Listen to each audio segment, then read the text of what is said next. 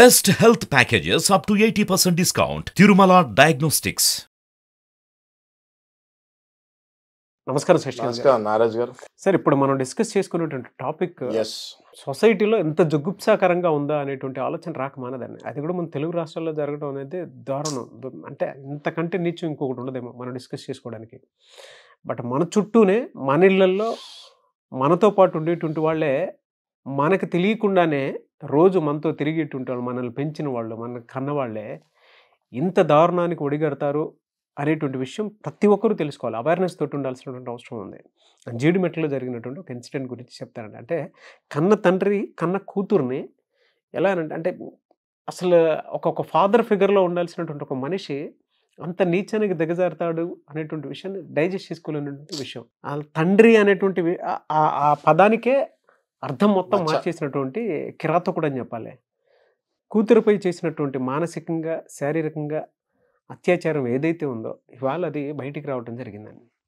ప్రతి ఒక్కరు అవేర్నెస్ తోటి ఉండాల్సినటువంటి ఉద్దేశంతోనే నేను ఈ వీడియోని మీతో డిస్కస్ చేద్దామని అనిపించింది. యాజ్ అడ్వకేట్ మీరు చాలా సొసైటీని మేము చూసే యాంగిల్ కంటే కూడా మీరు చూసేటువంటి యాంగిల్స్ చాలా పెద్దగా ఉంటాయి. కరెక్ట్. అసలు ఆ డీటెయిల్స్లోకి వెళితే ఏం జరిగింది, ఆ కేసుకి సంబంధించినటువంటి డీటెయిల్స్ ఏంటి అసలు? ఇది నాగరాజు గారు, మన కొంపల్లి సురారం ఆ ఏరియాల దగ్గర జీడిమెట్ల అని ఒకటి ఉంటుంది, అందరికి తెలుసు. అది industrial area in Hyderabad, Secunderabad Medchal district కిందకు వస్తుంది అది. సో బేసిక్గా ఇందులో ఏం జరిగింది అంటే, ఒక ఫాదర్ కార్మికుడే ఉంటాడు, చూస్తుంటే అర్థమవుతుంది, ఇది clear cut labourer only. So ఈ లేబరర్కి సింగ్ అనే వ్యక్తి, ఆయన పేరు సింగ్, ఆయనకి ఈ కూతురు ఉండటం జరిగింది. ఈమె 9th క్లాస్ చదువుతుంది, కానీ ఈమె ఏజ్ మాత్రం 19 years ఉంది. అంటే she was join in the school at a very late age. 9th క్లాసే చదువుతుంది, కానీ ఏజ్ మాత్రం 19 years ఉంది. ఓకే. సో ఈ పాపని ఈయన ఎవరైతే ఈ కార్మికుడు ఉన్నాడో సింగ్ అనే వ్యక్తి గత కొంతకాలంగా మనం ఎప్పుడూ గుడ్ టచ్ బ్యాడ్ టచ్ అని మాట్లాడుతూ ఉంటాం, రైట్ టాపిక్స్. అందులో మీరు తీసిన వీడియోస్ కూడా చాలా బాగున్నాయి, నేను కూడా చూస్తున్నాను. సో ఇందులో ఈ బ్యాడ్ టచ్ స్టార్ట్ చేస్తాం జరిగింది. ఎవరు? ఈ ఫాదరు. సో ఈ అమ్మాయి బ్యాడ్ టచ్ ఫీల్ అవుతూ ఉంది, but she didn't express it out, బయటకు చెప్పలేదు. ఓకే. కొద్ది కాలం తర్వాత ఈయన డైరెక్ట్గా అమ్మాయిని రేప్ చేస్తమే జరిగింది. ఓకే. ఇది చెప్పాలన్నా కూడా చాలా చెండాలంగా ఉంది, but we have to speak. సొసైటీలో జరిగేవి మనం డిస్కస్ చేయకపోతే తెలియదు.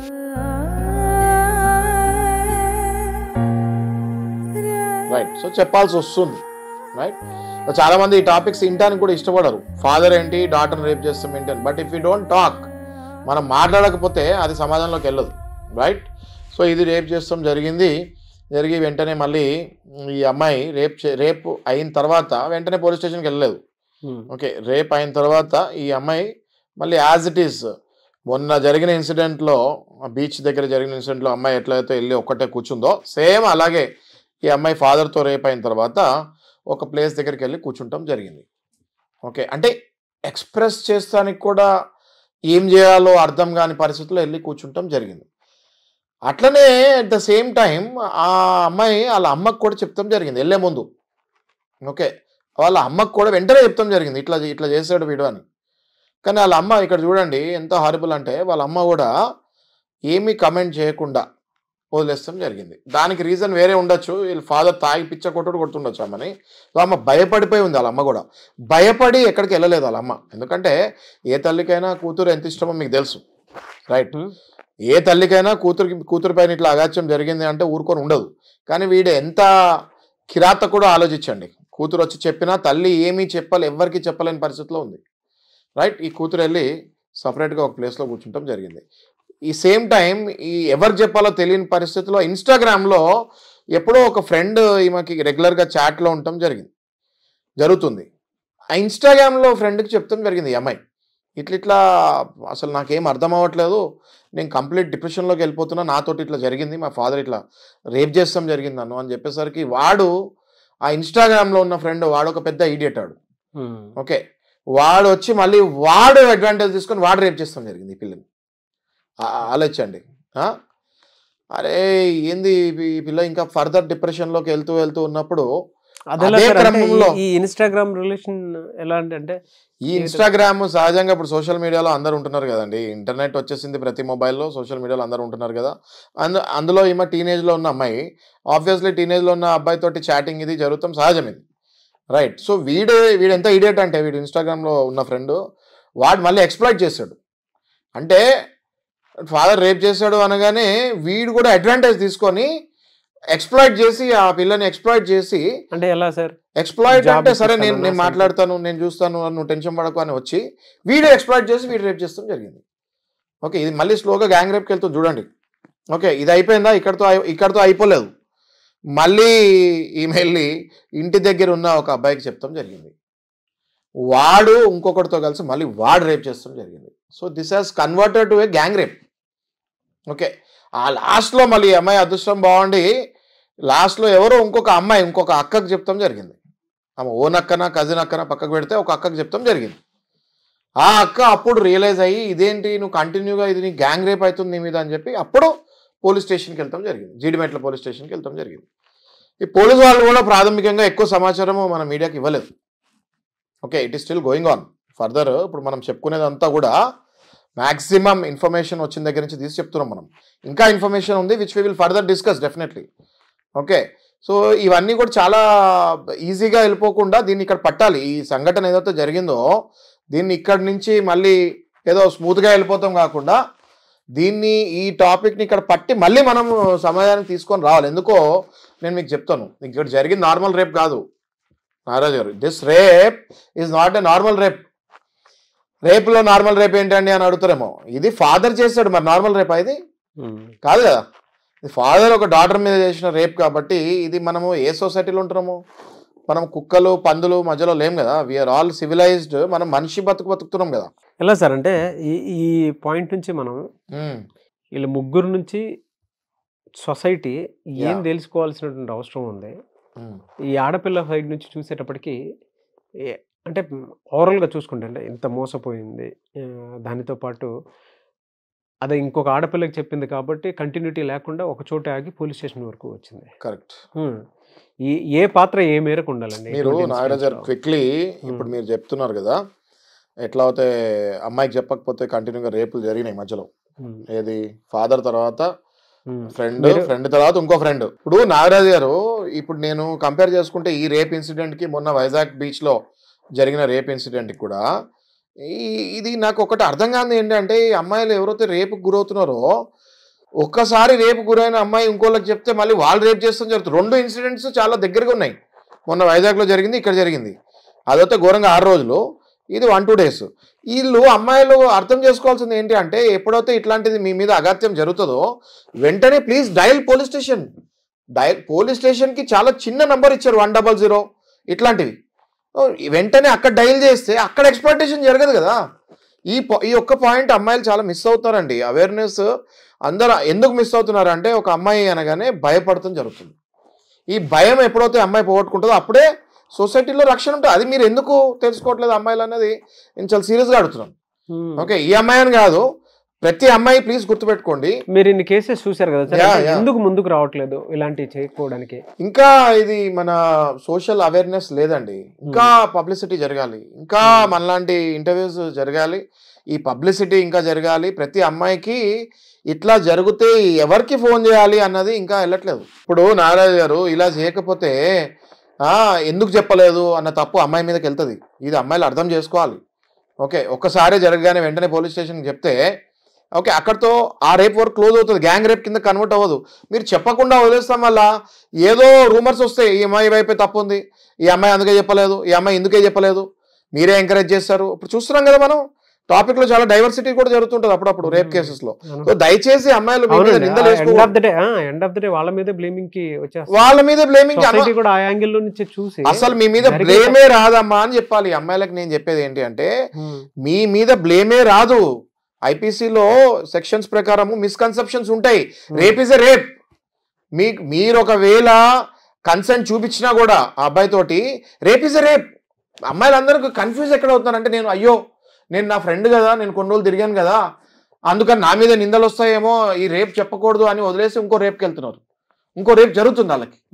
Rape is a rape. అమ్మాయిలందరికీ నేను చెప్పదలుచుకుంది ఏంటంటే రేప్ ఈజ్ ఎ రేప్. మీరు చెప్పాలి అది కన్సెంట్ మీరు ఇచ్చినా కూడా వాడు ఒకవేళ దొంగ తయారవుతే అది రేపే. You have to understand that point. మీరు ఒకటి అర్థం చేసుకోండి, అమ్మాయిలందరికీ చెప్తున్నా ఇది నేను. ఇప్పుడు ఒక్కసారి మీ మీద తెలుసో తెలియకో రేప్ జరిగింది, ఓకే, మీరు కన్సెంటే ఇచ్చారు అనుకుందాము, మీ బాయ్ ఫ్రెండే అనుకుందాం, మీరు కన్సెంటే ఇచ్చారనుకోండి. ఆ తర్వాత మీరు పోలీస్ స్టేషన్కి వచ్చి వాడి మీద కంప్లైంట్ ఇస్తానికి ఎందుకు భయపడుతున్నారు మీరు? అంటే పోలీసులు మిమ్మల్ని ఏవో క్వశ్చన్స్ అడుగుతారనా? అట్లాంటప్పుడు మా అలాంటి లాయర్స్ అప్రోచ్ అవ్వండి. మేము కూడా మీతో పాటు పోలీస్ స్టేషన్కి వచ్చి మీ పక్కన కూర్చుంటాం. వాళ్ళు అడిగే టెక్నికల్ క్వశ్చన్స్కి మీరు ఆన్సర్ ఇచ్చే ట్రోమాలో ఉంటారు మీరు ఆ టైంలో. I can understand that as a psychology student also.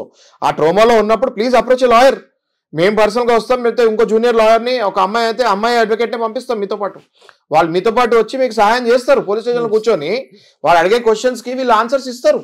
కాదు సార్, కొన్నిసార్లు తెలియకుండానే వీళ్ళు ఒక మెంటల్ ట్రామాలో ఉండి అదే సార్ పరువు పోతుందేమో అనేటువంటి ఆలోచనలో. పరువు పోతుందని కూడా కాదు నాగరాజు గారు, పోలీసు వాళ్ళు ఏం క్వశ్చన్స్ అడుగుతారో నా మీద నిందేస్తారేమో, కంప్లైంట్ నేను ఇచ్చింది తీసుకోరేమో, సమాజంలో నా పరువు తీస్తారేమో, లేకపోతే నా పరువు పోతుందేమో అన్న భయంలో ఉంటారు. పోలీసు వాళ్ళు అలా ఉండరు. పోలీసు వాళ్ళు మీరు వెళ్ళగానే చాలా నీట్గా రిసీవ్ చేసుకుంటారు, అడుగుతారు క్వశ్చన్స్. కానీ మీకు ఆ మైండ్ సెట్లో ఉన్నారు కదా. సమాజంలో ఏంటి పోలీసు అనగానే ఒక భయం మైండ్ సెట్లో ఉన్నారు. అలా ఉండకండి అంటున్నాను నేను. సరే మీరు డైరెక్ట్గా వెళ్ళి హ్యాండిల్ చేయలేరు, please approach A lawyer. We will send A lady lawyer only along with you. ఇప్పుడు లేడీ లాయర్స్ చాలా మంది అగ్రెసివ్గా పనిచేస్తున్నారు. We will send A lady lawyer only along with you. అంతేగాని మీరు కుంగిపోయి ఆ జరిగిన దీని ఇన్సిడెంట్ని దాచిపెట్టి మళ్ళీ ఇంకొక రేపుకు గురై నాన్ సెన్స్ ఇది. నేను అమ్మాయిలందరికీ కూడా చాలా క్లియర్గా చెప్తున్నాను, ప్లీజ్ కమ్అవుట్. మీ ఇంట్లో జరిగిన, మీ ఫ్రెండ్స్తో జరిగిన, మీ బాయ్ ఫ్రెండ్స్తో జరిగిన, మీ స్కూల్ టీచర్స్తో జరిగిన, మీరు బయటకు రండి, లాయర్స్ని అప్రోచ్ అవ్వండి. We will teach them A lesson. And మీరు కూడా అక్కడతోటి ఏదైతే ఇన్సిడెంట్ జరుగుతుందో అక్కడతోటి ఆగిపోతుంది. లేకపోతే ఈ లాస్ట్ 2 ఇన్సిడెంట్స్ మనం చూస్తున్నాము బ్యాక్ టు బ్యాక్. నాగరాజు గారు ఇది లాస్ట్ 1 వీక్లో జరిగింది. ఇది బ్యాక్ టు బ్యాక్. ఏం జరిగింది ఇక్కడ? రేప్ జరిగి ఆగిపోవాల్సింది రేప్ జరిగి గ్యాంగ్ రేప్కి వెళ్ళింది. దిస్ ఇస్ రాంగ్ కదా. This is absolutely wrong. ఎలా సార్ అంటే ఈ ఇన్సిడెంట్ లో కనుక చూస్తే అండి లీగల్ గా వాళ్ళకి ఎటువంటి శిక్షలు పడి నాగరాజు గారు లీగల్ గా సెక్షన్ 375, 376 ఇప్పుడు భారతీయ న్యాయ సంహిత అని వచ్చింది. ఇందులో సెక్షన్ 63 సబ్జెక్ట్ టు కరెక్షన్. కొత్త సెక్షన్స్ ఇవి. భారతీయ న్యాయ సంహిత వచ్చింది 63 సబ్జెక్ట్ టు కరెక్షన్. ఇందులో 20 years ఉంది రేప్. ఇప్పుడు రేప్ కి డెత్ కూడా ఉంది. ఇప్పుడు మారిన సెక్షన్స్ ప్రకారం మీకు చెప్తున్నాను. సబ్జెక్ట్ టు కరెక్షన్ భారతీయ న్యాయ సంహితలో సెక్షన్స్కి అప్ టు డెత్ ఉంది రేప్కి. నేను అమ్మాయిలందరికీ అభయహస్తం ఇష్టం జరుగుతుంది. మీరు భయపడకండి, మీరు లాయర్ని అప్రోచ్ అవ్వండి. ఫర్గెట్ అబౌట్ ఈ లాయర్ ఒక బిజినెస్ లాగా చూడడం, ఇట్లాంటివి ఒక సర్వీస్ లాగా చూస్తాం మేము. Please come to us. మీతో పాటు మా లేడీ అడ్వకేట్ని పంపిస్తా అంటున్నాను నేను. We will send a woman lawyer along with you. ధైర్యంగా ఉండండి. ఒక మదర్ లాగా, ఒక సిస్టర్ లాగా ఒక లేడీ అడ్వకేట్ని మీ పక్కన నుంచోబెడతాం. వాళ్ళతో జరిగిందన్నీ వాళ్ళకి చెప్పండి. వాళ్ళు మీతో పాటు హైకోర్టు కంటే హైకోర్టుకి, లోవర్ కోర్టు కంటే లోవర్ కోర్టుకి, పోలీస్ స్టేషన్ మీతో పాటు వాళ్ళు వస్తారు, ట్రావెల్ అవుతారు మీతో పాటు. సార్ లాయర్ అన్నది ఒక బిజినెస్ ఒకటి కాదండి. లాయర్ అన్నది ఒక సర్వీస్తో కూడిన వృత్తి. లాయరు, డాక్టర్ ఇవన్నీ నోబల్ ప్రొఫెషన్స్ ఇవి మావి. మేము ఎల్లప్పుడూ ప్రతి క్లయింట్ని కూడా బిజినెస్ పరంగా చూడము. కొన్ని సర్వీస్ ఇస్తాం, మేము డెఫినెట్గా సర్వీస్ ఇస్తాము. వాళ్ళ బాధలు అర్థం చేసుకుంటాము, ఎంపతి ఇస్తాం మేము. We will give that empathy to the victim. Client కూడా అన్నట్లే చూడండి. వాళ్ళు మాకు విక్టిమ్స్, మాకు కూడా విక్టిమ్సే వాళ్ళు, క్లయింట్ కాదు వాళ్ళు మాకు. ఓకే, సో అట్లాంటి విక్టిమ్స్కి మేము దగ్గరుండి సపోర్ట్ చేస్తాము. సుమన్ టీవీ ద్వారా ఇది నేను అందరికీ చెప్తున్నాను. ఓకే సార్, ఇందులో ఒకటి మామూలుగా అడుగుతున్నాను. అంటే జనరల్గా కన్న తండ్రే ఇటువంటి వాటికి పాల్పడుతున్నాడు అని అంటే తెలిసిన తర్వాత, అంటే ఇంట్లో నుంచే ఏ విధంగా అవేర్నెస్తో ఉండాల్సినటువంటి అవసరం ఉంది. అండ్ కన్న తండ్రి ఇలాంటివి చేసినట్టుంటే కొన్ని రైట్స్ ఉంటాయి కదండి, ఆడపిల్లలకు కూడా కొన్ని రైట్స్ ఉంటాయి కదా, పర్సనల్ రైట్స్. అబ్యూజ్ అని సంథింగ్ ఏమేమి ఉంటాయి. ఇంట్లో వాళ్ళ పొరపాటును కనుక వీళ్ళని ఆ విధంగా మానసికంగాను శారీరకంగాను టార్చర్ చేస్తే ఎలా? అంటే అసలు ఫాదర్, అది కరెక్ట్ అడిగారండి మీరు. అసలు ఫాదర్ కానివ్వండి, ఎవరైనా కానివ్వండి, అమ్మాయి మీద ఇట్లా బ్యాడ్ టచ్ ఉంది అని తెలిస్తేనే అది రేప్ అటెంప్ట్ కిందకి వచ్చేస్తుంది. అందులో మళ్ళీ అబ్యూజెస్ ఉంటాయి. ఓకే, ఇప్పుడు సెక్షన్స్ అన్ని కూడా వర్బల్ అబ్యూస్ ఉంటుందండి, ఫిజికల్ అబ్యూస్ ఉంటుంది. మనం డైలీ నిత్యం మాట్లాడుకునే సెక్షన్స్లోనే ఈ 322, 323, 324, 504 ఇవన్నీ కూడా క్రిమినల్ ఇంటిమిడేషన్స్. 506 అంటే ఏంటి, 503 అంటే ఏంటి, నువ్వు ఇలా చేయకపోతే నిన్ను కొడతాను, నువ్వు ఇలా చేయకపోతే, ఇలా సహకరించకపోతే, రేప్ అన్నది భయపడిచ్చి సహకరించి చేసుకుంటారండి చాలామంది. అది 503, 506 సెక్షన్స్ వస్తాయి. అసలు రేప్ జరగక ముందే భయపడిచ్చినప్పుడే మీరు అమ్మాయిలు బయటకు వస్తే, ఫాదర్ కానివ్వండి ఎవడైనా కానివ్వండి, రేప్ చేసేటోడు రేపిస్టే. ఓకే, 503 కొంతమంది మెంటల్ క్రియాలిటీ చూపిస్తారు, భయాందోళనకు గురి చేస్తారు. హెరాస్మెంట్ 354. ఓకే, మోడెస్టీని ఇప్పుడు అమ్మాయిని ఏమైనా తిట్టినా కూడా ఇలాంటివి ఏమి ఉంటాయి సార్ జనరల్ గా? అంటే ఒక ఆడపిల్లని గనక ఇంట్లో ఫాదర్ ఫిగరో బ్రదర్ ఫిగరో ఇట్లాంటివి చేస్తూ ఉన్నారు అంటే, ఫ్రెండో టీచరో, మనం అన్ని తీసుకోవచ్చు ఎగ్జాంపుల్స్ ఇందులో మనం చూస్తున్నాం సొసైటీలో. అంటే ఏ రకంగా అబ్యూస్ చేస్తే నేను అనేది, ఫిజికల్ గా బ్యాడ్ టచ్ నాకు ఇష్టం లేదు అన్న తర్వాత కూడా ఆ బ్యాడ్ టచ్ చేస్తుంటే అది physical abuse. Let it be father, brother, friend, teacher, everyone. Okay, ఫిజికల్గా నాకు ఇష్టం లేదు అంటే ఎవరైనా ఇట్లా, ఇప్పుడు ఫర్ ఎగ్జాంపుల్ ఇట్లా టచ్ చేయగానే ఇట్లా అన్నాం అనుకోండి, that means she is not liking that touch. మీకు ఇష్టం ఉండి చేసినా ఇష్టం లేకపోయినా చేసినా ఇట్లా టచ్ చేయగానే ఇట్లా పక్కకి వెళ్తే అమ్మాయి, that is clear indication body language that you should not touch her. Okay, ఇప్పుడు నాగరాజ్ గారు ఇందులో చాలా సెక్షన్స్ అప్లికబుల్ అవుతాయి. ఇది అమ్మాయిలకు తెలుసుకోండి, ప్లీజ్ తెలుసుకోండి, గెట్ ఎడ్యుకేటెడ్ యువర్ సెల్ఫ్. ఇప్పుడు తిట్టినా కొట్టినా ఇష్టం లేకున్నా టచ్ చేసినా ఇట్లాంటివన్నీ కూడా క్రిమినల్ ఇంటిమిడేషన్. అంటే ఎవడైనా భయపడిస్తే క్రిమినల్ ఇంటిమిడేషన్ సెక్షన్ 503, 506. వర్బల్గా తిట్టినా, ఒకవేళ మిమ్మల్ని ఏదైనా అసహ్యంగా బాడీ షేమింగ్ మాట్లాడినా, మోడెస్టీ, ఓకే, అది 354. లేకపోతే మీ మీద నిజంగానే ఫిజికల్ అసాల్ట్ చేసిన, కొట్టిన 323, 324.